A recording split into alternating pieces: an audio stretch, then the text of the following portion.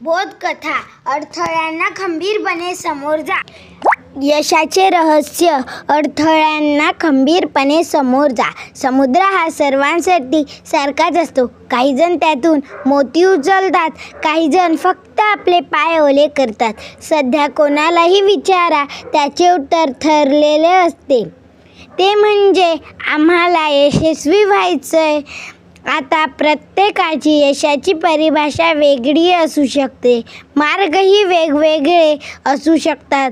महत्त्वाचं काय असतं की मला आयुष्यात काय करायचंय, काय केल्यामुळे मी आनंदी होणार आहे. यश व आनंद मिळणं ही एकाच सायकलची दोन चाकं असतात. दिशा प्रत्येकाला आपापली ठरवायची असते. अमेरिकेचे प्रसिद्ध मनोपचारतज्ज्ञ डॉक्टर मार्टिन सेलिगमन यांनी ऑर्थेनिक हॅपीनेस हे निखळ आनंदावरचं एक पुस्तक 20 वर्षे संशोधन केल्यानंतर लिहिलं.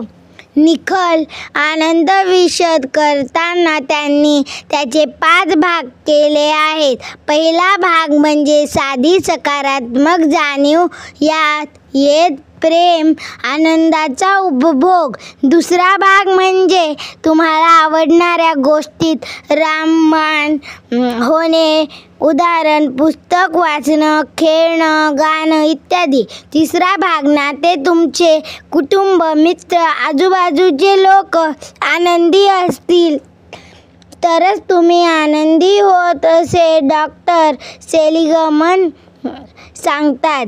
चौथा भाग, जे करण्यात तुम्हाला खरंच अर्थ वाटतो तेच तुम्ही केलं पाहिजे. आणि 5वा भाग म्हणजे कार्यभाग वेळीच साध्य करणे, तरच तुम्ही आनंदी होता. आता या साऱ्यांचं संतुलन राखण्यासाठी काय करायला हवं?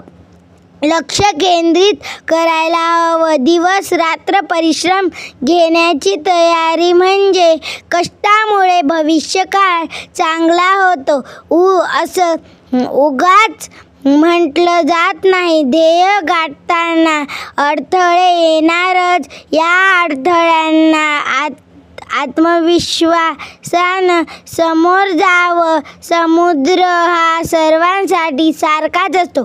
काही जण त्यातून मोती उचलतात, काही जण फक्त आपले पाय ओले करतात. हे विश्व सर्वांसाठी सारखंच आहे. फक्त तुम्ही त्यातून काय घेता हे महत्त्वाचं. मुलांनो, आपलं ध्येय ठेवा, मेहनत करा, संघर्ष करा, स्वतःवर विश्वास ठेवा, यशस्वी आणि आनंदी व्हा. धन्यवाद. माझी बोधकथा आवडल्यास लाईक, शेअर आणि सबस्क्राईब करा.